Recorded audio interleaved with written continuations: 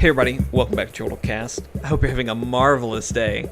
I'm Jake, and with me is Steven. He's rolling his eyes right now, or he's really proud of me, I'm not sure. I was shaking my head, actually. Oh, okay, alright, that's what he's Close, doing. though. Steven's here, I'm Jake. This is King of Chortle Thieves. Cast. If you didn't know, this is the official podcast of Chortle Games, where we talk about video games, TV shows, movies, anime, whatever the heck we want to talk about. We're going to talk a lot about one movie in particular today. Hey, we actually have a movie today. yeah, pretty much just a movie.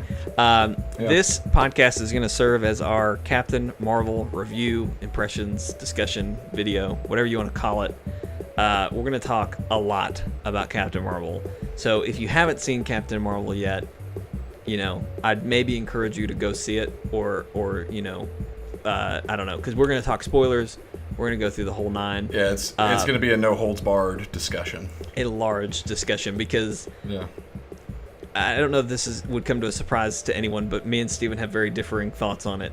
But I don't know. We're going to find out, because I think deep down we're going to agree on some things, but for different reasons. But we'll get into that.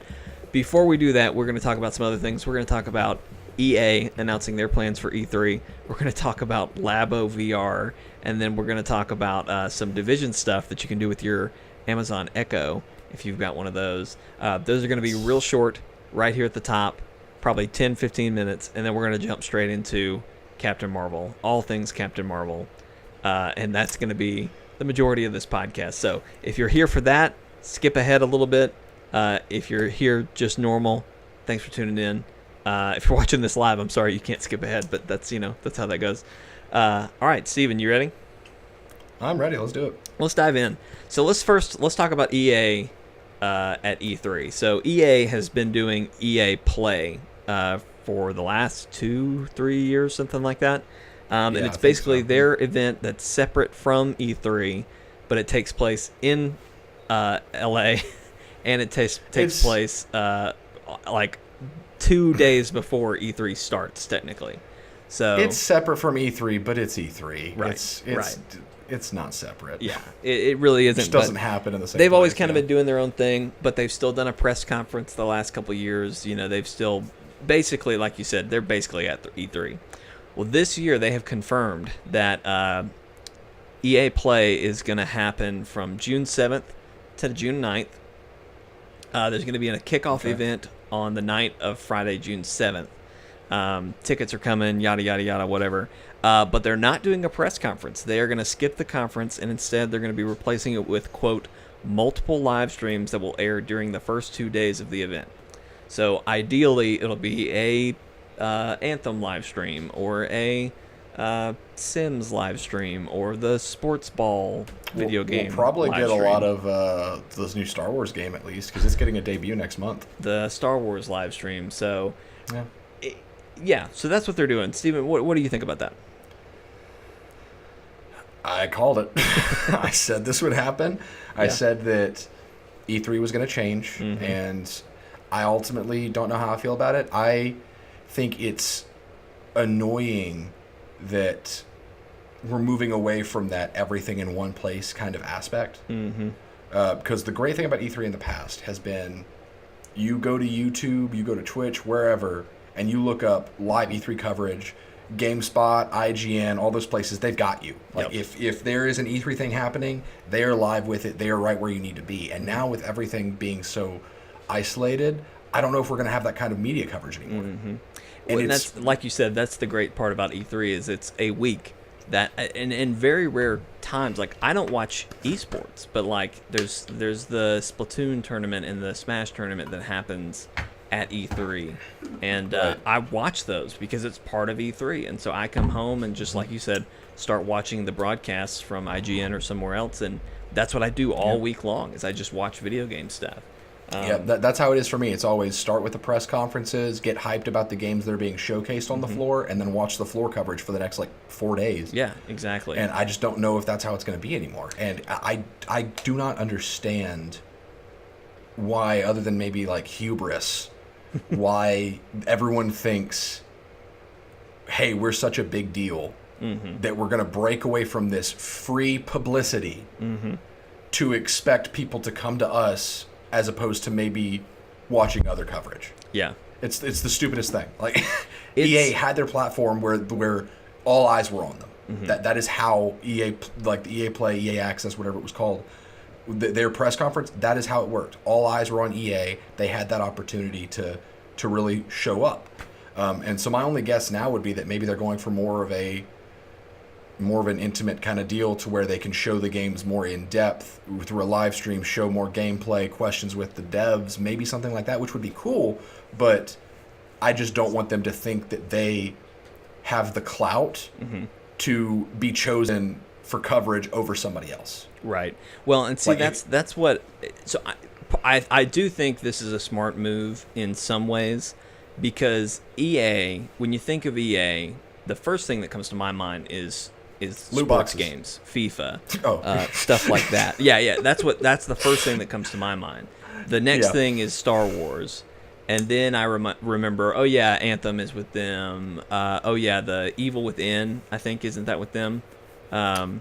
No. What am I thinking of? I don't know. Like, I get to games that I care about kind of later, that EA does. So I do think it's smart that they're gonna do, here's our Anthem live stream, and here's our Star Wars live stream, and here's the sports ball live stream that no one will watch. If they format it like that, that makes more sense, because then it can be more deep, less wide. And that's if they format it like that, to where they're like, hey, if you want news on Star Wars Jedi Fallen Order, we're doing a 30-minute live stream for Star Wars Jedi Fallen Order. That's a good idea. If they're doing that in a time slot where, like, before E3 starts, like they have been, if that's when all this is happening, that makes more sense, because then all eyes can still be on them. But my thing is, like, I don't know if that's how they're going to do it per se, or if they're going to do it more along the lines of, like, multiple live streams that showcase multiple things, kind of like how E3 floor demos are. I think it's going to be more like floor demos, And here's the game. Like, I think probably so it starts on the 7th. That's a Friday. That's the Friday before the week of E3, and goes through the 9th. And they said they're going to do live streams the first 2 days.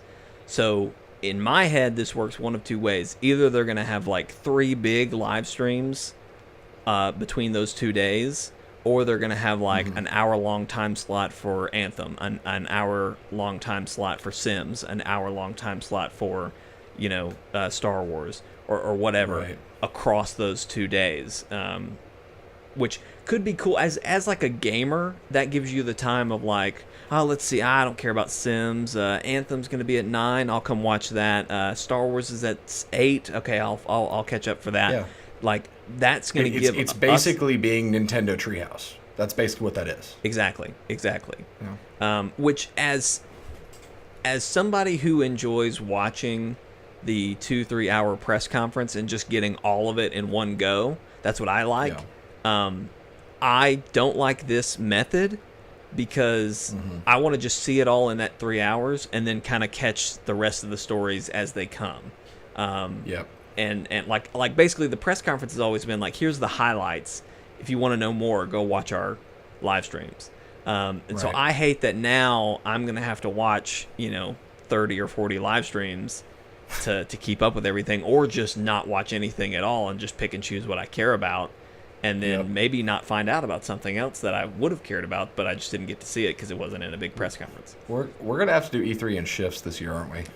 I don't know. We're going to have to talk about it, because typically we do reactions on the channel for press conferences, but I don't know that we're going to have any this year. I don't know. We'll have to see. We'll have to figure that out. All right, let's move on to Nintendo Labo. The next big thing, VR in Labo. Now, Steven, when we were talking before this, you said you hadn't seen any of these, right? Right. I just heard you guys mention Labo VR. Just do this for me, Steven. I'm going to describe it for you, audio listeners, but just Google search Nintendo Labo VR kit and just take a gander. You've seen Google Cardboard, right? Most people know what I'm talking about. It's these cardboard headsets that you can stick a phone in or something like that, strap it to your head, and you can do some kind of cool VR experiences. That is a lot what the basic Labo VR kit looks like. It looks like a Google Glass thing that you can put your Switch into. Now, the most interesting thing about this is that so far, I have not seen any that's strapped to your head. All of the videos that I've seen show people holding the system to their face. Steven's looking at him now. So there's one where a lady looks like she's a VR elephant. There's a VR elephant that has like a trunk coming off the mask, and you put one Joy-Con at like the front of the trunk and another one at the base of the trunk, and you're holding it to your face and using the trunk.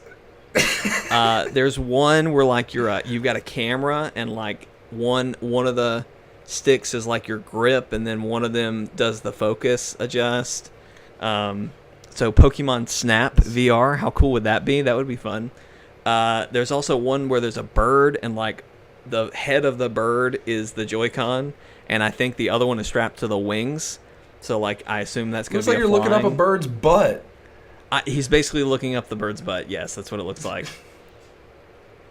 It's just very strange. It's dumb. This is dumb. I don't know about this.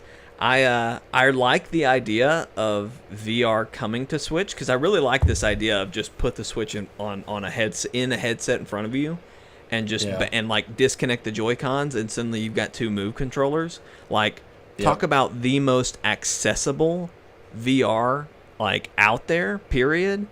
That would be cool. The problem is Nintendo had to Nintendoize it and do this stuff. Gimmick the crap out of it. Make it gimmicky.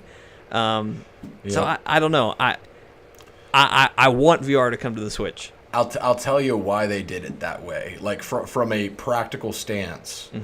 Because the reason Move controllers work is because light tracking from a PlayStation camera. So if you've got Joy-Cons as your Move controllers but no light tracking, you need to know exactly where they are when you're playing the game. So that helps when you have a cardboard elephant on your face, because you know one Joy-Con's going to be on the trunk and one's going to be over here. Right. So it's their way of having light tracking, but instead have it to where you know exactly where to put the Joy-Cons to play the game. Right. Well, but see, that's It's the just thing. super The gimmicky. Joy-Cons have like that, I forget what they call it, but gyroscope tracking or something. So I mean, it's like even better than like the Wii remotes. You know, you used to have to put that little camera on the front of your TV. With the Switch, you don't even need that to do motion stuff. So I don't know. I think they're missing a huge opportunity with VR. But the Nintendo folks have said for a long time, like, they just think VR is uncomfortable, and I think that's part of why all of these you have to hold them to your face so that it's easy to come in and out of. But hi, at Nintendo, we think VR is uncomfortable. So here, look at our solution to stick your face up a bird's butt. Ever wanted to be an elephant? Does that sound comfortable? Does that sound comfortable to you? Anyway, I don't know. I'm not going to get this. No. I think kids will enjoy it. If this is a kid's first VR experience, maybe it'll be fun. It's one of those things where it's like, it's harmless. It's right. Dumb on our end, but like, it's for kids. It could be cool. That's how I felt about Labo when it came out. Yeah. It's like, cool, I'm paying Nintendo $50 for cardboard, but for those kids that can afford it and like that kind of stuff, it's cool. It's cool. It's just, what are you doing? Maybe one day they'll come out with a headset that we can do real VR in, but until that day, I'll let the kids have Labo and keep rolling on. All right, Steven, tell me about this Division Amazon Echo deal that's going on. So, and do it quickly because we're running out of. We got to get to Captain Marvel. Okay. So, Division 2 has been doing a few things to kind of build the lore for the game. And if you know anything about Division, you'll know that they've done a few ARGs in the past. They've done some kind of bringing lore to real life kind of way, which I love that kind of stuff. I think that's awesome. But James, or as you guys know, Alias 3, he's one of our subs. He streams with us occasionally, and he comments in a lot. he was like, "Hey, Steven, go tell your Echo or any device that has Alexa, say, Alexa, open Division Network." You just opened so many people's Amazon Echo right now. Good. You're welcome. Let's go. But I'm not going to spoil what it does because it's really cool to just experience.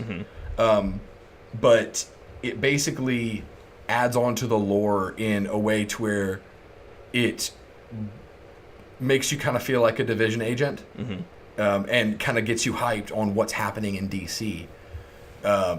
And it was just really neat. I did it the other day, and Anna, my fiance, and I were like cleaning the kitchen, doing dishes and everything. I was like, "Hey, Anna, hold on. James told me to do something with the Echo," and I told her to do that. And according to Anna, the look on my face was priceless once it happened. So definitely go do that. It's really cool. They're still adding on to it. Another piece of it comes out tomorrow, or well, I guess at the time of viewing this, today. Right. So Division 2 comes out on Tuesday. I know that a lot of people see it, and they are like, Division's just like Destiny or just like Anthem, and they kind of rope it in with that kind of game that has no story. But one of the great things about Division and this little ARG thing kind of lends itself to that. Division has story, like loads of story, loads of lore, a good bit of narrative. You just have to look for it. You have to actually, if you want to play the game and just don't care about the story, it allows you to do that. But if you care about the lore, there's a lot to be found. So this is one of those things where if you think the story is interesting, go do it. It's really cool. Definitely. It is pretty cool. And I don't even care about Division 2, but it's pretty cool. You will. That was my Batman voice. Whoa. Do you care about Division? You will. You will love it. Okay. All right, everybody. It's time. We're going to talk about Captain Marvel. I'm going to put up a graphic here, but I'm going to say it for you audio listeners. We are going to go super spoiler heavy into Captain Marvel. Yeah. We're going to talk holding about... nothing back. Huh? We're holding nothing back regarding the nothing story back. and stuff. Steven and I are friends. We love and respect each other. It's not going to sound... The channel ends here. It is not going to sound like that while we talk about this movie, but that is okay. Yeah. Probably more so for me, because Steven is better at controlling his emotions. I am. I'm probably going to get worked up. But anyway, okay. We're going to talk about Captain Marvel now. So, Steven, do you want to go first and just say what you thought about Captain Marvel? I think you should go first, because a lot of what I have to say, if I don't say it, if I say it first, it's going to sound like needless nitpicking and like I'm looking for things to hate, but that was not the case. Let me add the disclaimer here. And I'm looking at the camera so I can look at the audience here. I went in neutral expectations into this movie. For the first 2/3 of the movie, I was okay with it. I thought, this is fine. There were even a few scenes in there where I thought, this is super cool. In fact, let's start with something good. Before Jake, before you give your general impressions, let's share a moment. Okay. All right. Oh, I'm waiting. Okay, go ahead. The Star Force scene when they fought the Skrulls. Oh yeah, that was awesome. Really cool. That was super cool. When I saw that, I even leaned over to Anna and I said, "This is awesome." Like that whole scene, the framing of them going on the mission, the effects with like the space weaponry and everything. I was all in for that. That was really cool. So there were parts in when they turned around and it was just like an army of purple coming at them. I was like, "Oh my god, what just happened?" It was really well done. It made me want, and I've said this many times, and I'll actually reference this later, but it made me want an Annihilation movie again, an Annihilation Conquest movie again, a cosmic movie that takes itself more seriously than Guardians does. As much as I love Guardians is my favorite. Guardians 1's my favorite Marvel movie, but like to see a cosmic war movie, that scene made me want that again, right? And it made me believe that it could happen. So there were things about this movie in the first 2/3 that I was okay with. I had no preconceptions about the character, really. I didn't care what they did with the character. What was important to me was what they did with the world beyond her, and that's where we're going to end up. But Jake, I want you to go ahead and give your impressions. Well, I also want to share this moment that I think we can both agree on, Steven. That was the perfect Stan Lee cameo to happen at this point in time. Would you agree? Why do you think so? I just thought it was great because the music. He didn't say anything too goofy. He was rehearsing his line from Mallrats. Is that what it was? Kevin. It was a Kevin Smith movie. Yeah, Kevin Smith. I think it's Mallrats, something like that. Anyway, it's a '90s movie. It was one of I don't know if it was Stan Lee's first cameo, but like one of his early cameos. Anyway, regardless, he's saying his line, "Trust, true believers, trust," and she just kind of like puts his book down. The music is like real sweet and real just like, aw, it's Stan. And in the original cut, which I guess, I don't know, before he died, originally she just kind of like looked at him and then walked on and didn't do anything. But after he died, they used another cut where she looked at him and gave him a little smile and then kept walking. And so I don't know. So I loved it. I thought it was so perfect. I had no problems with the Stan Lee cameo. I will say that you will not top the Spider-Verse Stan Lee cameo. That one was good. Relevance. That one was good. This cameo, though, the one thing I will say about it, because I honestly had no thoughts about it, except for I was like, okay, that was kind of sweet. But it was the first time since probably Guardians of the Galaxy Volume 2 that I felt like the movie stopped for Stan Lee. It definitely did. It definitely did. And I don't know how I feel about it. I'm not saying that's a good or a bad thing. Right now, post Stan Lee's passing, we can look at that in fondness. But when you look at the movie, 20 years, will people be like, "Why did the whole movie stop?" For that's the thing. That's not a timeless moment. Yeah, I agree. And so I have no quarrels with that. But that was just something I noticed, was that the movie really kind of stopped for that cameo, and it was the first time that it felt like it stopped just for the sake of telling you, hey, this is Stan Lee, whereas the Guardians of the Galaxy Volume 2 one was like, oh my gosh, Stan Lee's a cosmic being, and holy crap, there's the Watchers for the first time. So it was more than just, let's hold on Stan. Yeah. That was my only thought with that. I don't know. Well, all right, whatever. I just want for the record to show. I want the record to show. I was trying to find a common ground there. And I've got nothing wrong with it, but to me, and you saying that it was the best Stan Lee cameo, I didn't say best. I still think that I said best for right now. Okay, I still think that Spider-Verse was way better. Oh yeah, but I just mean like for now. Yeah. That was a really good one. Anyway, okay, moving on. I will quantify and put this disclaimer out there. I do like the character Captain Marvel.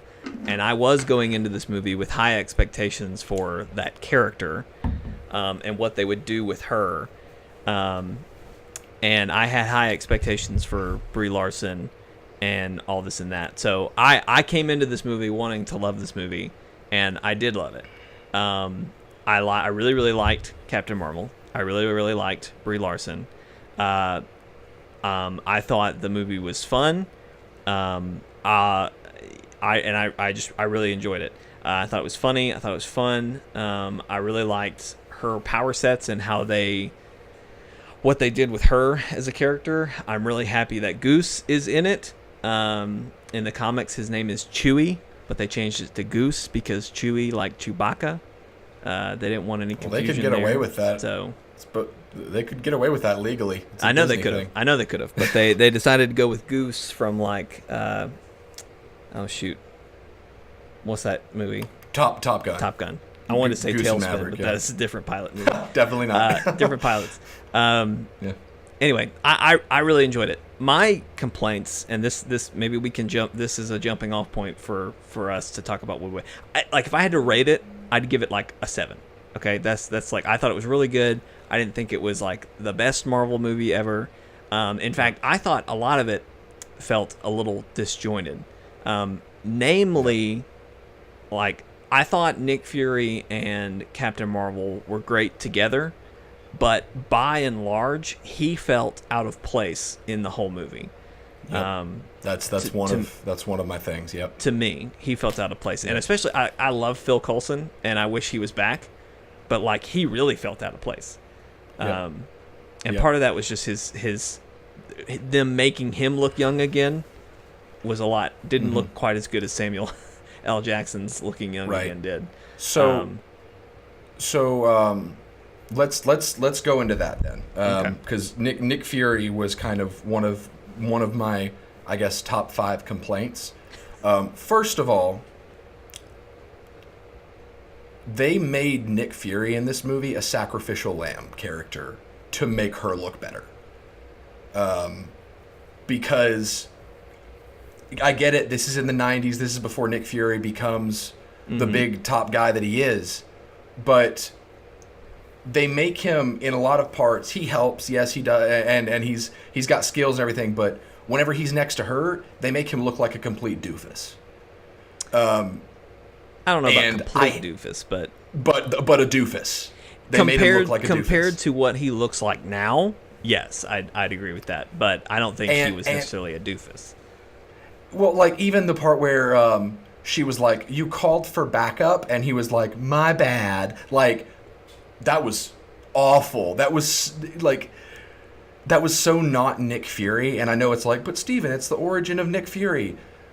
That doesn't mean, origin for him doesn't mean he needs to be weak now to be strong later, because that's one of this movie's inconsistencies, for example, is that we got an origin for Captain Marvel in this movie, but she didn't seem to have a problem starting off at a high power level with no real issues and then get more stronger over time. But Nick Fury, they felt like in order to push her to more relevance, they made him look lesser so compared to her. And that is one thing that I have a problem with. I don't care if it's a male character or a female character or whatever, but when a character that the creators of whatever we're watching, playing, video games do this a lot too, if they take a character that they really want to get over and they think that they have to sacrifice an established character to do that, make them look worse so that this character can look better, that is bad writing. That is unnecessary, and it's bad writing. And in that case, whenever he was on screen with her, well, not whenever, but for the most part, I felt like he was her sacrificial lamb. Do you have any other examples? Because you called for a backup, whatever. I disagree with a little bit on that line, because he didn't know to trust her yet. And so he was just playing along with her. It wasn't the fact that he called for backup. Because if he had responded with a line such as, like, if random alien falls from the sky and you expect me to trust you at the drop of a hat, he could have responded with something like that. But the fact that he was like, my bad, as if he was completely admitting that he was entirely wrong and unjustified in doing what he did. That is bad writing. Because that was them basically telling us, the audience, and this is kind of where we differ on how we view movies.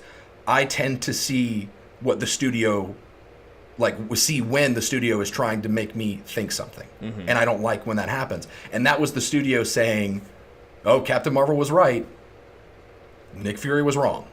If they had framed that in such a way to where it was like Fury responded calm and collected, or even in such a way to where, even if he was heightened in stress, responded in such a way to where he was confident in his decision and defended his justification, that would have been better.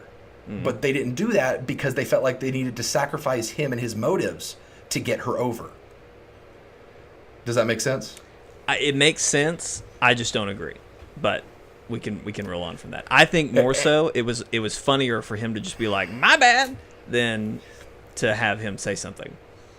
But it wasn't funny to me because this is Nick Fury. Right. Well, and I'll agree with you there. This did not feel like Nick Fury at all, but I don't necessarily feel like he was a doofus. He felt to be like the lamb necessarily. If he was any other character, I wouldn't have felt as such. But like, he's Nick Fury. Just because people have been saying for a long time, we want to know about Nick Fury, like how he is who he is now. That does not mean showing him weak and backseating another character. That means showing us how Nick overcame his own struggles as a person and made his own mistakes and did not become what he was because of someone else that we haven't even met yet. Nick Fury deserves his own origin. And I'm not saying make a Nick Fury movie, not at all. But I'm saying if you're going to put Nick Fury in Captain Marvel's origin, don't try to make it Nick Fury's origin as well. Make it to where Nick Fury's already kind of established, and don't make him. Don't try to make us see Nick Fury before he's cool, if it's not in his own movie. Right. If that makes sense. Which brings me to another point, which kind of is connected. Why'd this movie take place in the 90s? Yeah, now that I really don't know. None of that makes sense to me. I'll tell you exactly why. Okay. Unless you had something to say. No, I was just going to say, I mean, like, of all the 90s references that they made, I could count them on one hand. And I don't know, it didn't feel...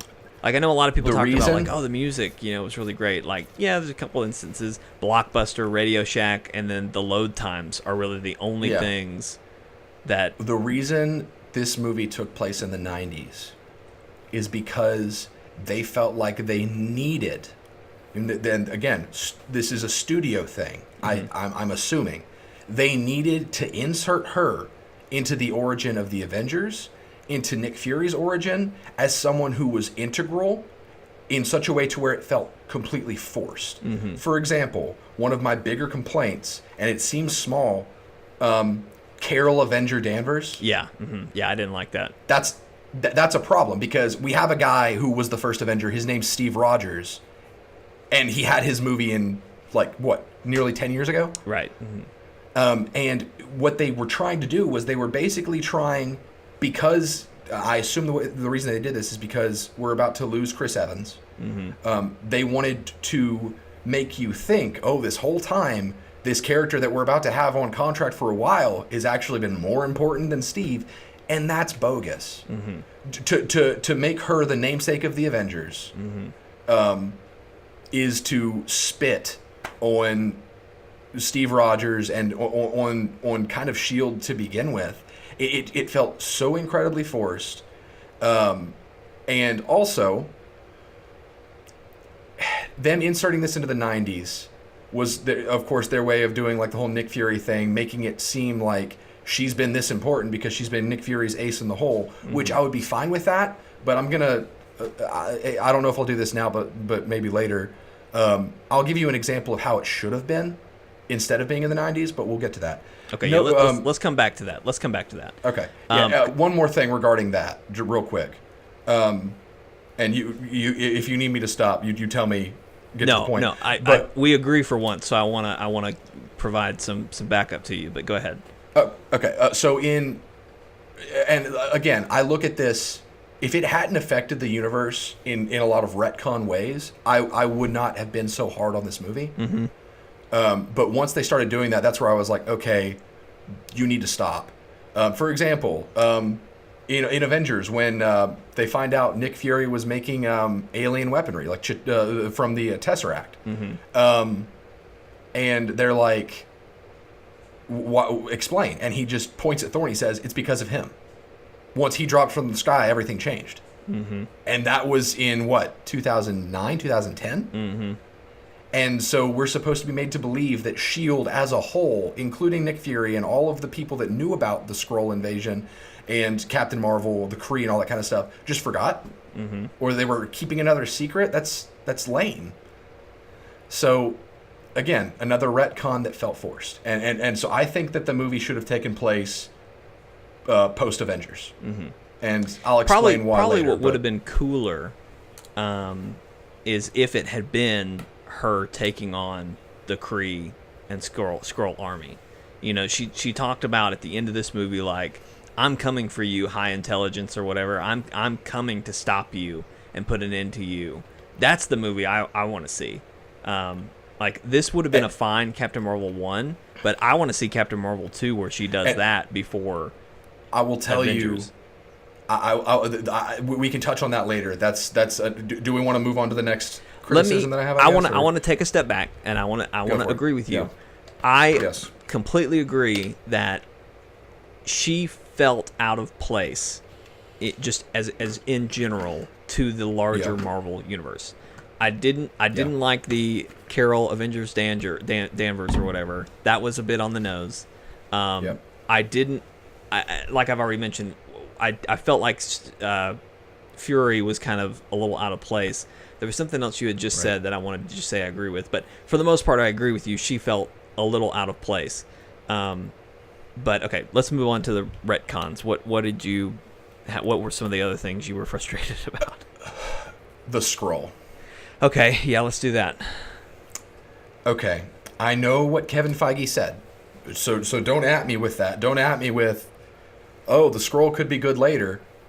They threatened and possibly terminated the possibility of so many stories and arcs because they wanted to shock us. And to put that to the side, part of the problem with the movie as a whole and the way it told its story, I caught on to the twist pretty early on because the scene where Fury's in the record room and his boss comes after him. Yeah. And Captain Marvel, for one, Fury didn't shoot him, and then two, Captain Marvel didn't kill him. That's when I had the thought, and I was like, they're gonna make these guys good guys. I bet they're gonna make these guys sympathetic, and they're gonna try to Last Jedi us and make us be like, oh, my expectations were subverted. Here's the thing. This is my understanding of the cosmic universe in Marvel. I know there are good eggs on both sides.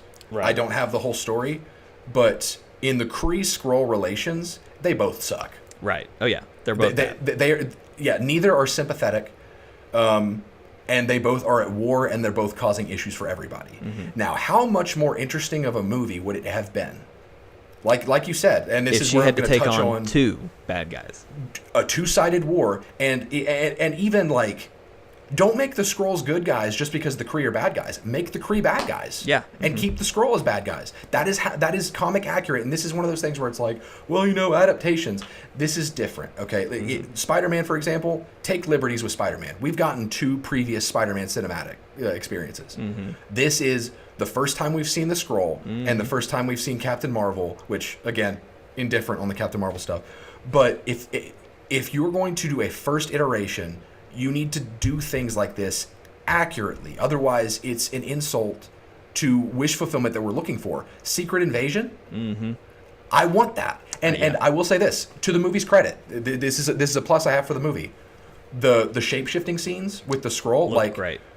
They looked great and they were effective. Because when Coulson was in the car with Fury, I had the thought, and I was like, man, the guy playing Coulson is really phoning in his lines in this movie. And then I realized, oh shoot, he's a Skrull, and they actually tricked me for a second. And then the scene with Carol's friend when her daughter was outside and Carol looks outside and her friend is there and it's a Skrull, that was effective. Yeah. How much more interesting of a villain is like an entire race that can shapeshift and like embed themselves than the Kree, who are just technologically advanced and are sometimes blue. Like sometimes blue. They really shot themselves in the foot, and it felt like they only did it because of the twist and because they needed an out for Carol to be gone this whole time. Which, do you have anything to say about the Skrull stuff? Because that's going to lead me to another problem. let me jump in on the Skrull thing. I agree with you for the most part. I wish they had just kept it here. Here's the bad guys and the worst guys. I see there are shades of gray. Things don't have to be black and white. Well, there's that, and I agree with you. Like, don't add us with that, because we get it. But to you talk about what was the studio thinking? What were they trying to do? I think to them it was easier for audiences to digest. If it was easier for them to understand, oh, I've been told my whole life this is the enemy, but oh snap, who I've been with is the enemy.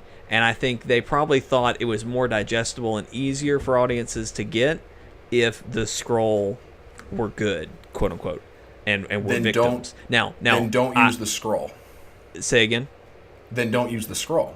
Use another alien race. The Kree hate a lot of people. Right. Yeah. You can find someone else. Absolutely. But go ahead. I agree. They shouldn't have used the Skrull. And honestly, if that is what they were thinking, and that's the only thing I can really come up with that would maybe make sense, but they still should have like had a little faith in their audience to understand that hey, there can be multiple alien races that are bad, or whatever. But I don't know. To the same point, though, like we're saying with this black and white, well, some are good, some are bad. Who knows? I am disappointed though overall at they didn't lay any groundwork for there to be a secret invasion. Honestly, I thought this movie was going to do a lot to set up what comes after Endgame. That's what we all thought. That is what we all thought. And the thing with the scroll is like we all thought, oh shoot, maybe there will be a post-credit stinger that teases someone's that been the a scroll the are whole still time. here. Yeah, someone's been a scroll the whole time. Or they're still here. They've got intent. And I mean, that would be the one thing that I would have been like, okay, that makes more sense to keep it in the 90s. Because if it ended, and this is why I thought we were going to get teased towards Secret Invasion, because if it's in the 90s and the scroll get here in the 90s, and you have those 20 years for them to embed themselves and get information, that makes sense. But they didn't do it. They had it handed to them, and they just didn't do it. And the way they frame it, to me, there had already been some groundwork for Secret Invasion, like recasting of characters or characters acting differently than they normally have, like Thunderbolt Ross. People think he's a Skrull, or they thought he was, but now we know he's probably not. But there had been groundwork for Secret Invasion. This movie didn't only not lay groundwork, it shoveled dirt out of the ground and was like, okay, no. Because for them to say, like, the main Skrull guy, and I forget his name, but he pretty much was like, oh yeah, the Kree are kicking our butts and we don't really have a chance in this war. Like, that's kind of how he was talking. And it was like, no, that's wrong. I'm sorry, but that's wrong. Because they hate each other. They've been at each other's throats all this time. And you are not about to tell me that in their first appearance, the Skrull are sympathetic good guys. Right, yeah. That's just wrong. I agree with you there. That's a little rough. But, okay. I'm dying to know, why did you not like Goose? Because you mentioned we talked beforehand that you thought he was a retcon machine. Okay. Please elaborate. So let's I'll talk about Goose, and then I want to talk about Captain Marvel as a character, and then then I'll be done. Okay. Okay. Goose being a cat, being a flurkin, whatever. That's fine. I've got nothing against cats. I thought that the joke of the flurkin, you know how they were like, oh my gosh, it's a flurkin. And everybody was like, no, it's a cat. Get it away from me. That was effective. That was a funny joke. And then when it opened its mouth, that was like, well, that's actually pretty funny. It turns out it is a flurkin. But the problem is that they spent too much time on this cat. They made it a complete Deus Ex Machina, where it just kind of became a lot of the solution in the end, with like getting Fury and was it Rambo? Was that her name? Something like that. Her friend. I forget. It sounded like Rambo. Yeah, we're gonna call her Rambo. Carol's friend, the pilot. Yeah. But it felt like. It felt like in early stages they had the right idea with Goose. Make it kind of an adorable animal sidekick that swerves you into a funny joke, because that joke has been set up the whole movie, and then the payoff's hilarious. But you can tell that in the writing room, they were like, "Oh my gosh, that's the funniest thing ever! Let's give them more of the cat," and they just kept. I giving loved you every more. Goose moment in it. So. But it got to the point to where it became more than just a punchline, and they started integrating it into the universe as a whole. For example, my biggest complaint with Goose, you mean to tell me that he is the one that took Fury's eye? Yeah. Let me tell you why that's a problem. Tell me why it's a problem. So I got an answer for you. In 2014, I believe it was, Fury says... let me present my whole case, and then you can rebuttal. Yeah, Fury says... I already know what your case is going to be, and I got it.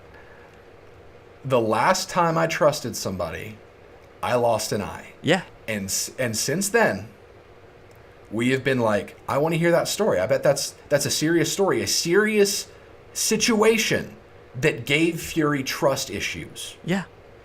Also, Gosh, I had it and then I got to start. Okay, go ahead and rebuttal. I'll stop you right there. He trusted Goose, and Goose scratched his eye out. I don't know what more you want from me, Steven. Okay. You mean to tell me that Nick Fury, leader of S.H.I.E.L.D., got trust issues with human beings and with because of a cat? Yeah. That doesn't work for Nick Fury. Look, I don't think that's a reason you should hate Goose. I think that's another reason why Nick Fury shouldn't have been in this movie. I disliked Goose because you can. I kind of feel like Goose was the reason that happened as a character because they thought it would be funny, and it was funny, but that's a huge character moment that you just spit on, because we were expecting with Nick Fury being. Oh, I remember what I was going to say. Cool, I got it. Nick Fury being, this super spy guy, smartest guy in the room, always got a trick up his sleeve, eyes everywhere, knows everything. That's kind of how he's framed. Mm-hmm. And his trust issues were from a cat. Yeah. And then Coulson comes in and kind of cements this goofiness factor for Fury. Coulson comes in and he's like, "Is it true that the Kree burned out your eye when you refused to tell them the location of the Tesseract?" And he's like, "I will neither confirm or deny." You know what that does? That makes us feel like Fury's entire legend was made up. That he kind of got his start based on a lie, and that he's not actually as cool as he is. Steven, I wonder if that's what they were kind of going for. But that's wrong. I mean, I'm not disagreeing with you, but I wonder if that's kind of what they were going for. Is like, It's not always what they were going for. It was not until Captain Marvel. And that's the problem. This movie, and this is, of course, all opinions, you can be right if you think you're right, whatever. But this movie was an origin story. Mm-hmm. That's what it should have been. But it affected things too much. It felt like it had earned the right to again, Fury as a sacrificial lamb, to take him and to rob these cool wish fulfillment things that people had been wanting. To hear from Fury, from now on, what if Fury needs to give another rousing speech about his past? Mm-hmm. We can't have that anymore because we all know that he's full of crap because it was actually a cat. So Fury in these scenes in the future where he is, trying to bolster the Avengers or get a team together or whatever else, all we're going to think now whenever he tries to be inspirational is, "You're that moron who lost your eye to a cat."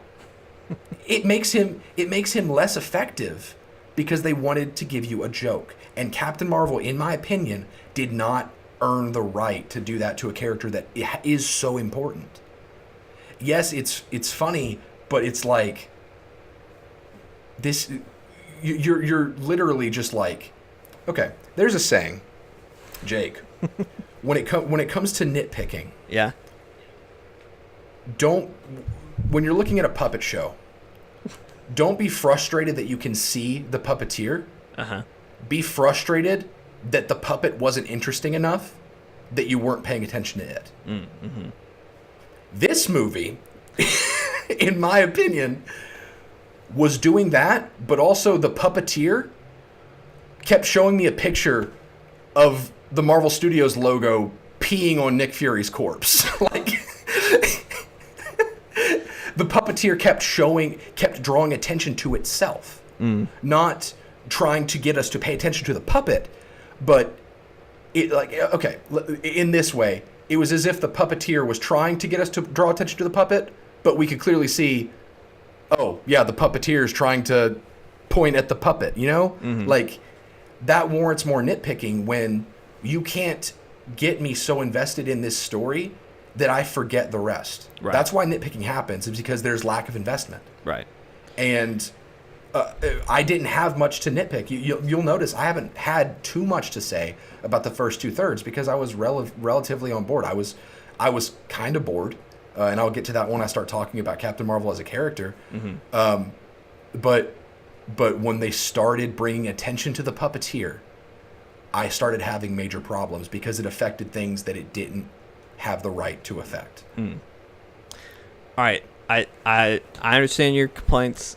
I want to say again, I agree that I just don't think Nick Fury should have been in this. I agree. He's the only way that she could really be connected to what's going on now. So I kind of understand that. But I don't know. I see where you're coming from. And I think to some degree, what you're saying is right. But we've also got to remember that if this truly was Nick Fury, before he's director, before he's really gotten going, there's so much more. I mean, almost 20 years worth of stuff that's happened to him since this. And so, sure, maybe the losing his eye was based off of a cat, and he just kind of went with that lie, and just kind of kept up the mystique of what happened. But I think he's proved himself across the rest of the movies to be an adequate leader that he is now. And so, sure, while his first few moments on the field, really getting a taste of aliens and other stuff, that I hate that he was so, not Nick Fury-ish in those moments. Right. But I think those moments came after, where he really became Nick Fury. But Nick Fury, he was already plenty qualified.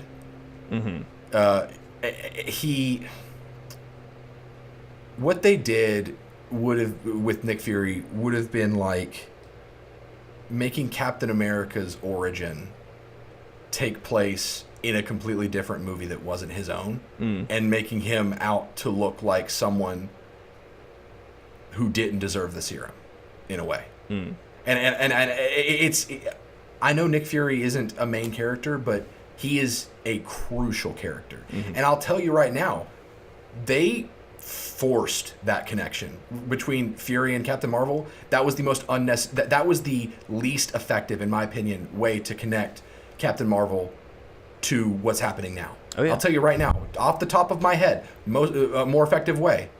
Tony and Nebula are in space. If we're to believe that Captain Marvel is in space, they're trying to get home, she finds them, there you go, she's connected. Simple. Or that our theory that we had. Take Nick out of it. Let's still do Doctor Strange traveling back in time to her and saying, you got to hide. You got to do whatever. I'm furious, honestly, that my biggest complaint is, how she's connected to Infinity War. She just shows up. Yes.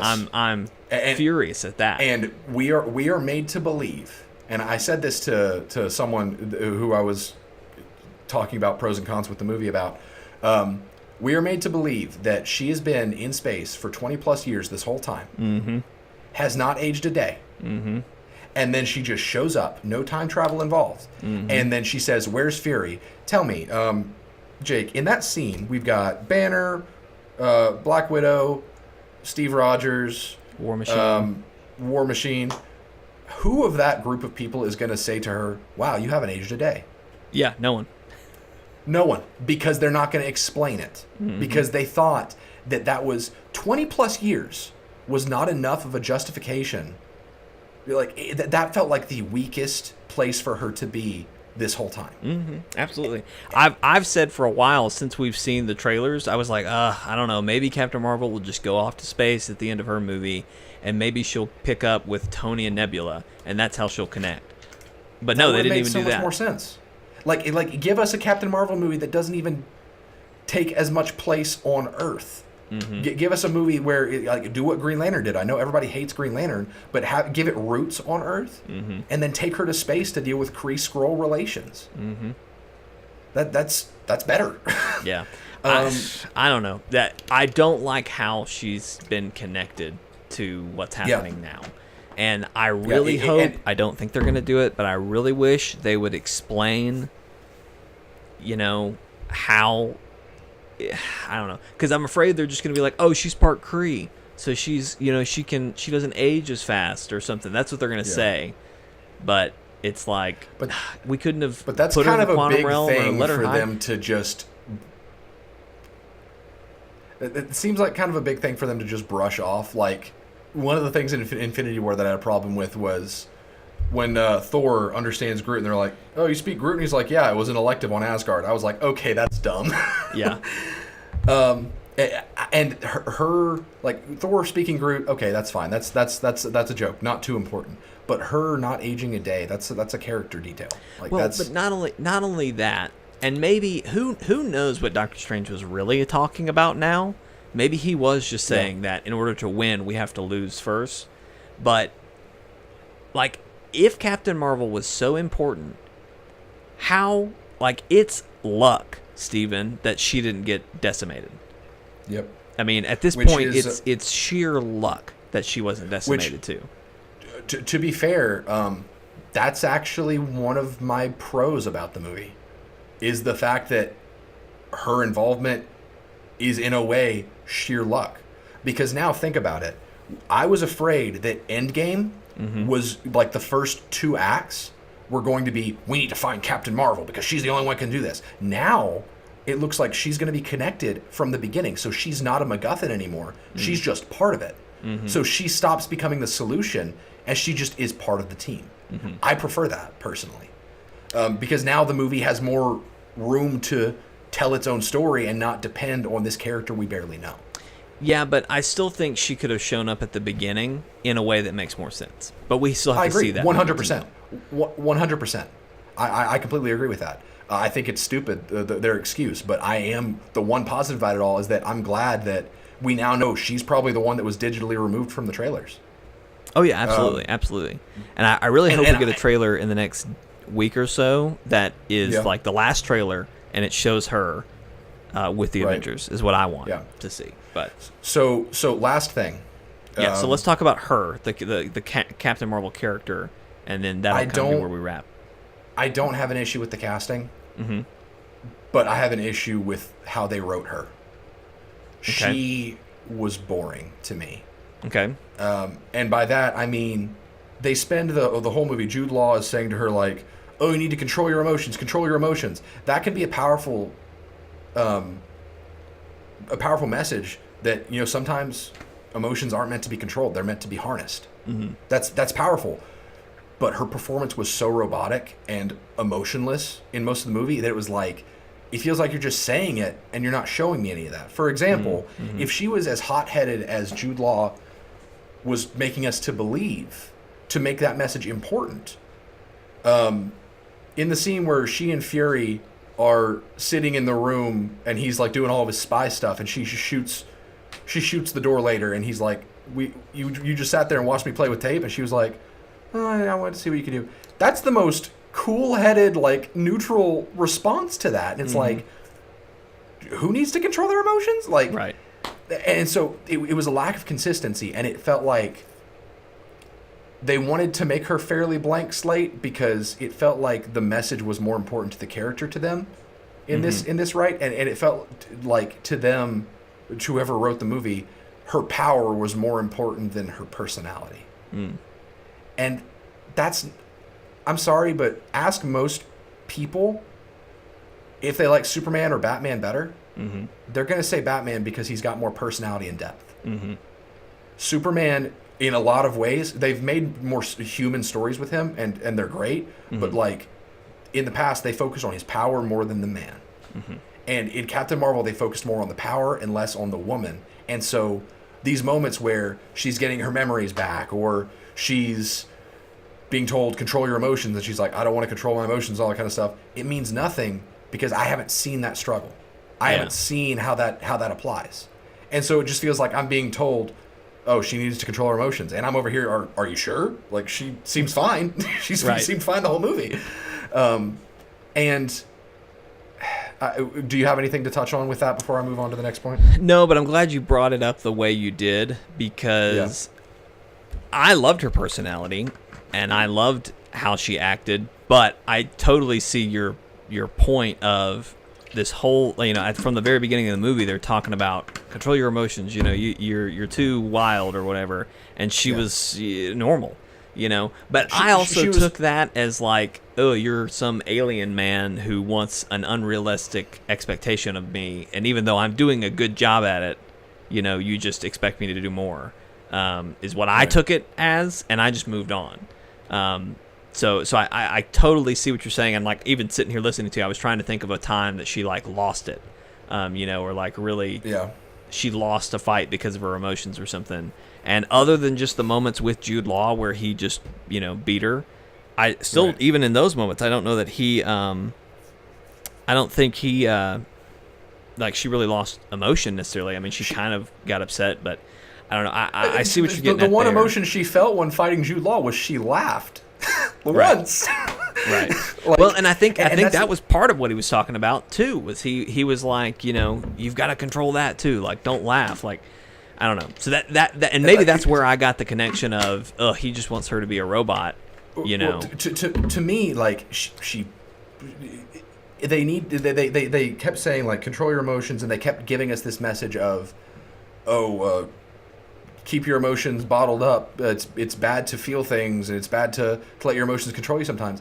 And then the way they framed the very end, where he was saying to her, "Fight me, control your emotions, see if you can do it," and then she just shot him. Mm-hmm.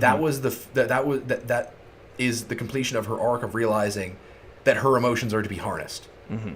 And so what that tells me is that she was buying in to this idea of emotions need to be controlled, but having trouble with it. And then at the end, she was like, "Well, I can just be however I want to be," but it doesn't line up because she seemed like a flat line the whole movie. She didn't really arc much. Mm-hmm. She was the same the whole movie. And so there was no arc there for her. That's why I didn't like it, because they were telling us one thing and showing us another. Well, and so, I don't know. Cuz I agree with you, but like I don't feel like they shoved that control your emotions thing. I think he said it there. The high intelligence said it, and then really I don't know that the control your emotions thing was brought back up until towards the end. I would have to think more on it, but to me it just, because they ended so focused on him still saying that, and she said, go ahead. Well, so what I was going to say was, because it's interesting that we even brought this up, because I don't know what I was thinking when he first started telling her about his emotions, but what she says in their last fight, where he's like, "See if you can take me on without your powers. Let's go mano a mano. I can, whatever. Let's see if you can do it. Prove to me that you're whatever." And then she shoots him, and she's like, "I don't have to prove anything to you." That's what I took away. I didn't take away, "I've controlled my emotions," or, "I've learned to use my emotions." I took it away as like, I don't have to prove anything to you. Like, I am my own woman. I don't have to prove anything to you. That's the message I got out of it, not the completion of her arc of controlling her emotions. So I agree with you. They should have just not put that line in the beginning if it wasn't going to really matter. It felt like the line kept coming up enough to where it felt like they were intentionally putting it there, not as somewhat as a means of control, because that makes sense. Mm-hmm. But also it felt like they focused too much on the word emotions, for it to not have relevance to her arc as a whole. Mm-hmm. And so that's the problem. It just felt like they were trying to get that message across, but it wasn't shown properly. That's the interpretation that I got. And maybe you're right. Maybe it's that they didn't go far enough with it, because really the crew were the only ones that said, you need to control your emotions. Like, there was never a moment that Nick was like, "Girl, you just got to learn to harness your emotions." Like, there was never a moment where like someone said to her, you're your own person. You have to, use what you have, use your emotions in a positive way. There was never anything like that. So regarding like, even, and this will flow into, I guess this would be my final point on the movie as a whole. Mm-hmm. Her powers. To segue those two, why didn't, like, if they were going to go with the emotion thing, like if they kept saying it would have been more effective if she had trouble controlling her powers. Mm-hmm. But she didn't. Mm-hmm. Like, ever. She always was able to fire off her powers whenever she wanted. Beginning of the movie, her powers were blocked off, and she still just powered through it. Mm-hmm. And it was fine. And again, they framed this whole emotion thing, and I didn't get the idea that her powers were really, like, when she was using her powers effectively, she wasn't really emotional. She was the same through the whole movie. Like, when she's working with Star Force, she's not emotional. When she's going against Star Force, she's not emotional. She just seemed so one note, to where like, and I wish they had given Brie, like, because I think she's a fine actress. I've got no frame of reference, but I've seen her in a few things. Like, she was in Community for a few episodes, and she was good. She was fine. She was in Scott Pilgrim. Oh, that's right. She was the ex-girlfriend. Envy Adams. His yeah, ex-girlfriend. That's true. Yeah, I keep forgetting about that. I haven't even seen that movie, and I know this. Oh, we need to watch it. But I feel like the script and the direction did not give her room to act beyond being a robot. I don't think she was so robotic. I agree. I understand what you're saying about it. Yeah. I almost wonder if you it sounds like you got really hung up on this emotion thing early on. Because other than Yanrog or whatever, Jude Law yelling at her early on, I really don't remember another moment where that was a focus. And so I don't know. I really want to go back and watch it and see if I get that same read looking for it. But I don't know. Anyway. So I didn't get hung up on it. It was one of those hindsight things where, once I started getting in that mindset of nitpicking, I looked back and it was just like, this was an inconsistent message that the movie didn't really seem to get across when we were thinking of that idea of show, don't tell. Hold on just a second. Well, I want to interject too. I do agree with you that I wish they had given her more material. But a large part of it, and this is an issue of how they wrote it, but she doesn't know who she is through a large part of the movie. Right. And even still, I don't know that she ever really does kind of return to... Because like you said, there's never a moment where her whole personality changes. Like, I think at the end of the movie, you can tell she's more comfortable with herself. But she's still, she doesn't feel like she's changed because she's still that soldier that the Krees kidnapped and changed. She never feels like she returns to the Carol Danvers that she was before. But why make this character that you were literally shoving down our throats in her first movie be a blank slate that is stale because of the story?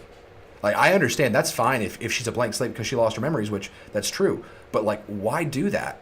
Like, you can't do that and just be like, this is my excuse. It's like, okay, well, that was a dumb excuse. Right. Why did you write it that way? Yeah. Why'd you write it that way? Exactly. But last thing about the powers.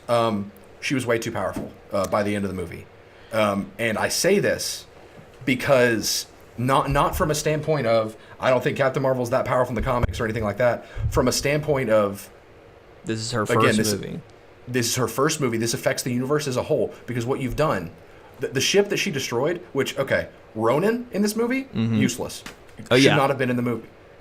Because literally his only reason for being in this movie was for him to show up and then get absolutely trashed by Captain Marvel after she just started trying to use her powers. This was her, even though she was like unleashed or whatever, this was her using her powers for the first time at full power, I guess you could say.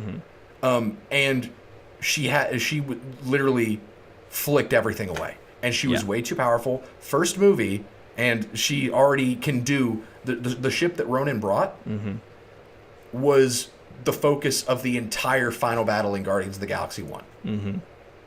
It was one of those accuser cruisers, basically. Yeah, she destroyed one of them in less than 3 seconds. Yeah, that's bad because Thor. And I'm not talking about even comics here. This is where I'm not even going to reference comics. I'm going to say how this affects the movies.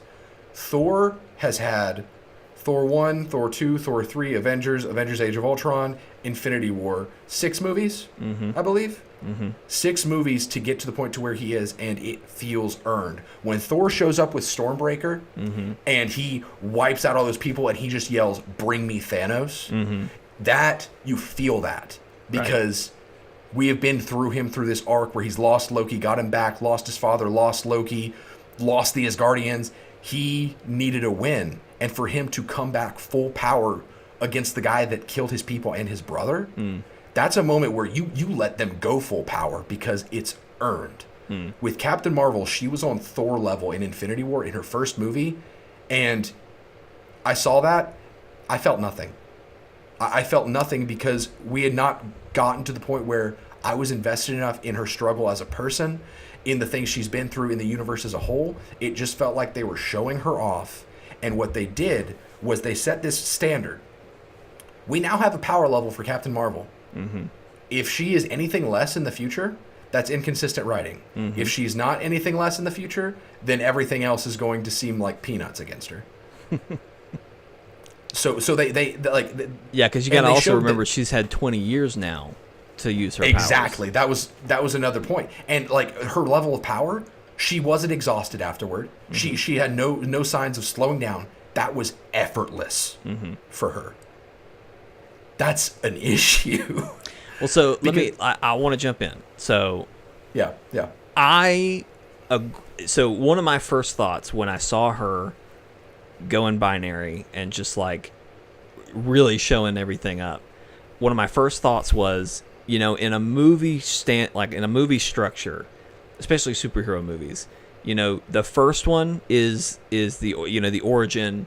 We see kind of them start to learn their powers, start to use their powers, maybe have a really strong moment at the end. Right. But then the second movie, something bigger comes and knocks them down. And suddenly it's like, oh man, I thought I was good. I'm not good. I've got to improve as a hero to overcome this obstacle. And like that's kind of the formula of part 2. And I was just like, what is gonna freaking stop her? Was my first thought. I was like, what is she gonna fight that's so rough? And maybe we'll see that in Infinity War. I don't know, or in Endgame. I don't know. Maybe, but and again, it's one of those things where you can use that as an excuse, but then another thing the movie tried really hard to do, which was show you that she's the flagship character. She's going to be in team-ups. Mm-hmm. That affects those movies. Mm-hmm. And so they have made her god-level power way too soon. I'm fine with her getting there, but earn it. Yeah. In this movie... And overall, that's a big complaint of mine, is I wish we had more build-up to her. Because really the only thing, if you're like from a movie standpoint, the only thing we've got is at the end of Infinity War, the pager. And that's the first sign of Captain Marvel that I can think of. There might be a reference to her, but it'd be very small. I wish this had built up more, that we would have seen her more throughout the process. Right. That even the Fury line in Avengers, I'm assuming it's Avengers 1 that you're talking about, where he's like, when Thor came, that changed everything. Like, it should have been, I had something happen in the 90s that made me start getting ready for this, or something. Right. But that's it is very obvious that they did not have her in mind back then, and this movie was created as in such a way to where they wanted to reestablish the universe we've already gotten to know, to make room for her, when we don't need reason to like her. We don't need reason to think that she's an Avenger. Mm-hmm. We don't need any of that. We don't need... Oh, for all you Captain Marvel haters, well, there's the bad eggs that, the ones that are anti-women. Mm-hmm. But the vast majority of audience is like, heck yes, another Avenger. Mm-hmm. And it stops there. We see a Captain Marvel movie, we don't even watch the movie yet, and we're like, she's going to be in Endgame. That's awesome. Mm-hmm. We don't need them to harm the universe, harm or change the universe that we've already gotten, for them to be like, haha, for all you people out there, she has to be an Avenger now because Avenger is because of her. Mm-hmm. That's pandering. That's forced. Yeah. And there are better ways they could have made this all connect somehow. Yeah. But I don't know. They didn't go that route. Yeah. So, well, I agree with you about the power thing. In the comics, she's really, really powerful. So I'm glad they showed that. Ultimately, I wish we had we had time for one more movie with her before she before she had to show up to dominate, or be a major player.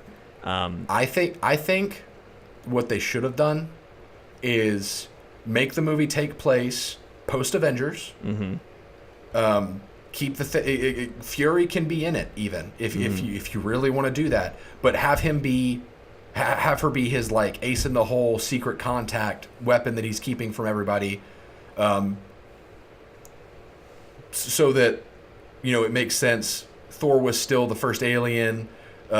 He's building allies for whatever happens post Chitauri, and that actually would flow into where Kree relations with Xandar are in Guardians of the Galaxy 1, because there's like a ceasefire happening, but relations are still rocky. Now we're made to believe that maybe like the Kree suffered a pretty big defeat, or the war needed to be stopped because the Skrulls kind of left. And so now we're made to think, I guess, that the war stopped and Kree and Xandar, Hala and Xandar were okay. And then 20 plus years later, they're still kind of rocky, and Ronan is still acting on his own accord.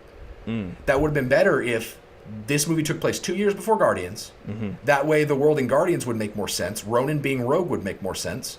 And then in this movie, like even if you keep the movie as is, cut the Ronan scene entirely, where she goes supernova or whatever, where she goes and just literally punches devastating, like, world-ending missiles out of the way. Cut the part where she blows up the ship, because it was pointless, it was useless. Leave everything else in so that we still see, oh, she's pretty dang powerful. But cut all that stuff out. Then you set a standard for her in Infinity War where she's a heavy hitter, but she's not like a world ender heavy hitter, which is where she needs to be, because this isn't her movie. Endgame should not be her movie. Well, but so see, here's the other thing. We've got to both remember that she's had 20 years since this movie and the next one. And so you're talking about Ronan being Rogue and there being peace between. What if in the 20 years Captain Marvel took down the high intelligence or whatever, and some of the Kree who just wanted to keep being bad, like Ronan, went to somebody like Thanos and started working for him because he could continue their agenda of taking over the world or whatever. I think that all makes sense. There's a lot of stuff that could have happened in space in these 20 years that she could have had a part of, and become more powerful and trained. I just wish we were seeing that before this movie. I honestly don't think we're going to get that movie. I think we will. I think Captain Marvel 2 might take us back to see that, but I don't know for sure. That would seem, for where we are, overly standalone, and there would be zero tension, because to just fill in the gap between, like, to kind of explain where Hala is during Guardians 1. I don't see them making an entire movie about that, because that's kind of like, that's Rogue One levels of unnecessary. But at least I love Rogue One, but it was one of those things where it was like, we all knew what happened anyway. Yeah. I don't see Marvel making their next Captain Marvel movie a movie that does not set the blocks for later on. And I don't see them making it to where a war that's already over being her focus. Yeah. And again, this all goes back to, I wish we had more time for her. Like maybe if her movie had happened even before Avengers 1, and she just didn't show up for it, or even after that, even I think it should have been post Avengers 1, or even have it take place after Winter Soldier, when Fury is underground, and have him be in it if you really need Fury in there, when he would need to build allies. That makes more sense. There's so many options, and it's just, you can tell that they just really wanted to force her in there at whatever cost, and they did not care what they sacrificed. And that is why I'm so critical of this movie, because it affects things beyond just itself. Yeah. And that's my thing. Overall, I liked the movie, but I do agree with you that I think there were better ways to have connected her to everything. I think there were better ways to have gotten her to join up with the Avengers now. But overall, I really liked a lot of the movie. I really liked her as a character. If it wasn't for all of the continuity stuff and the retcons, I would have probably given the movie a 6 or 7, just because I wasn't that invested in the character as a whole. But I probably would have given it a 7, because I don't think it retconned as much as you think it did, because I know we've talked about Fury's eye, and that, while stupid, makes sense. It doesn't mess anything up. I don't know how much we've talked about the Tesseract, but that from a timeline, it lines up. Yeah, lines up. It lines up. It lines up. So that didn't really mess anything up. No, that wasn't an issue for me. But the Flurkin, like staying with Fury, and then never showing up was weird and made no sense. I think he probably runs off before too long. But it was one of those things to just have to assume, to fill in the gaps. I agree, yeah. And my thing is, most of the retcons happen through Fury, but Fury is the tie that binds. Mm-hmm. If you retcon with him, you retcon a lot, and that's how I felt. And I'm bitter mainly over over Fury and the Skrulls. Those were my two big things. Which is why I would probably consider this movie, for me personally, because of how I felt after I watched it, a 5 or a 4. I didn't hate it, but it did a lot of missteps, in my opinion. Mm-hmm. I found myself nitpicking when I got to the third act, because it did things that completely lost me. And the last movie that did it as bad as this movie did, this movie didn't do it as bad as this one, but Last Jedi, that movie completely lost me so fast. This movie did not do it that... Captain Marvel wasn't as bad as Last Jedi. Don't get me wrong. Captain Marvel was fine. But when you make decisions of like a nuclear level that get me to the point where I am so uninvested in what's happening on the screen, that's a problem. And Captain Marvel did that a couple times. Well, there you go. Well, hey everybody. Thanks for watching this episode of Chortle Cast. We do hope you've enjoyed it. If you did, there's a couple things you can do to help us out. Number one, if you're watching on YouTube, you're already at chortlegames.com. You can like this video, share it with your friends, leave us a comment, let us know your thoughts on Captain Marvel. We gave a lot of thoughts on Captain Marvel, Steven. Yeah. A whole lot. You can also write into us at chortlecast@gmail.com. Let us know if there's a news story you'd like to hear our thoughts on. If you have a question or a topic you'd like to hear us discuss, you can send those in there. You can also do that through our Discord, which you can get to in the description of this video or podcast. You can also get to the Discord through our banner on the YouTube channel, again, chortlegames.com. And last but not least, you can follow us on Twitter at ChortleGames and on Facebook at ChortleGames. Steven, that was a great Captain Marvel discussion. I think overall, we agree on a lot of some different things. I just looked past some of them, and you are much more critical and I admire that. It was well handled. Like I'm proud of us. I'm proud. We're stronger for it. I'm proud of us. Stronger together. I'll never forget you catcat-hater. Yeah. I don't hate cats. Side note, I don't hate cats, just Flurkins. Hate Flurkins. There you go. The podcast is not the only thing we do here on Chortle Games. It is how we start our week, though. The podcast airs every Monday at 12 o'clock Central Time. Later in the afternoons on Monday, Steven does a Division live stream. This week, Division 2 is coming out, so... It might be Division 2 on Monday. Might be Division 2. It might be a late night Division 2 live stream. We'll probably do a little bit of Division 1. And if Evan and Jeremy, if I've got some company that's feeling up for it, we might do like the first hour or two of Division 2 if it unlocks in time. Yeah. Then Tuesday, we're going to have Team Up Tuesday. That's also going to be Division 2. Probably will not have me because I did not order the super special edition that gets you a week early access or whatever. 3 days, and I have just the Friday edition. So that's what they should have called it. They should have called it the TGIF edition. Yeah, exactly. On Wednesday, we will be having a Let's Play. This is a special one, Steven. This is a real fun one. This was a last-minute idea from me that I pulled together. It is me trying out the new remote play feature on your iPhone. So I play a little bit of Destiny and a little bit of Overcooked, and it goes really well. It goes about as well as you might expect. So there'll be a short Let's Play of me doing that Wednesday. We won't have any content this Thursday since we're doing Team Up Tuesday on Tuesday. Right. And then Friday, we'll be doing Division 2.